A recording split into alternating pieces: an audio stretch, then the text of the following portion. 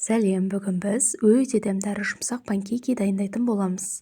Ол үшін ең алдымен 2 жұмыртқа, 3 ас қасық қантымызды салып, жақсылап араластырып аламыз.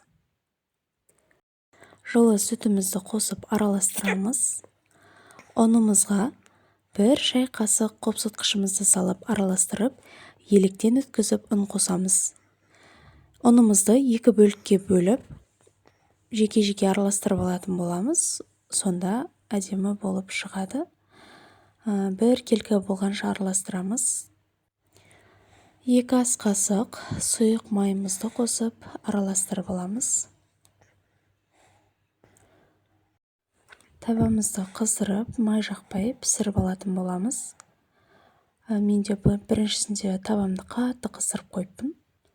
Негізі қатты емес, орташа отта қыздырған дұрыс.